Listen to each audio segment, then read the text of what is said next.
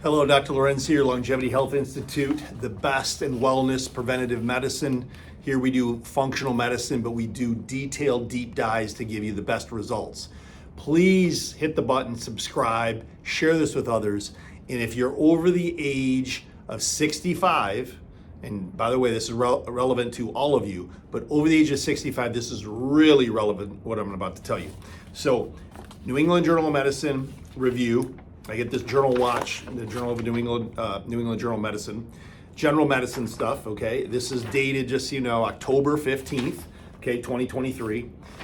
A sub-article in here that was published just in September of 2023 in the Journal of American Medical Association Internal Medicine, okay, reported a study that's so interesting.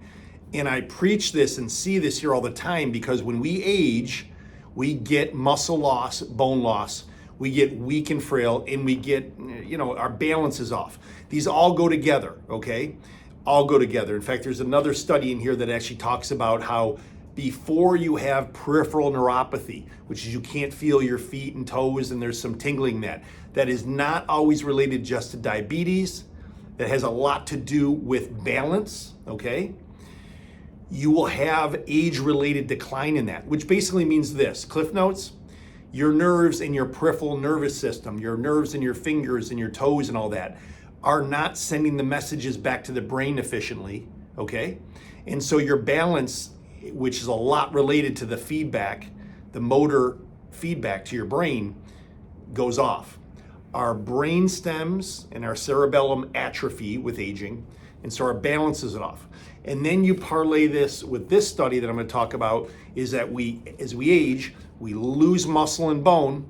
And of course, you got to be very forward thinking because this will be something you should be working on in your 40s and 50s. So by the time you're 65, 70, it's not an issue, okay? And you maintain mass and strength and exercise and activity, okay? So that you're not dealing with these things, okay? Had a gentleman the other day, just 60 years old here, that had a big fall. He's very fortunate, but 60 years old having a fall that really put him in a hospital for over a week. But you gotta work on these things early. So here's my point with this study, okay?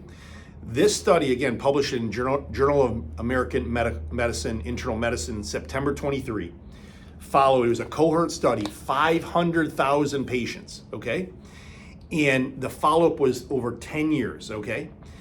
And they measured reported vigorous aerobic. So this is getting your heart breathing, lungs pumping, etc., movement, okay? So walking rigorously, jogging, getting on a bike, swimming, but vigorously, okay? Vigorously or rigorously, but vigorously for reported anywhere between 75 and 300 minutes, okay, in a week, okay? It was associated with the lowest risk for all-cause mortality, death, okay, which was dose response, okay, manner, like dependent, meaning the more you did up to 300 minutes over a weekly, okay, of vigorous exercise aerobically had the biggest result in less mortality, less death rate. But here's what's also super interesting, and we don't hear about this as much, but the lowest premature mortality was associated when people did greater than 2, so 2.5, 3, 2 sessions weekly of muscle strengthening exercises, activities. Why? Well, that'll help you build bone, that'll help you build muscle. The more muscle you keep, the less metabolic dysfunction, the less diabetes, the better your balance and strength is, the better you're able to handle, okay, an axial load of a fall so you don't break a bone, okay? And studies have shown this, the bigger your muscle mass, okay, correlates very well with brain volume. So when you're frail, your brain is shrinking and frail, okay? Really important. So long story short is this. You wanna stay active and aerobically fit. You wanna be doing 250 to 300 minutes a week of vigorous aerobic exercise, and you wanna be doing at least 2 sessions of weights. Now, you don't have to join a gym, you don't have to be Schwarzenegger, you don't have to impress anybody. Get some weights in your home, do some squats, do some iron chairs you can do on the wall, do some, lifting with your upper body, shoulders, biceps, arms, okay? Maybe some push-ups, okay?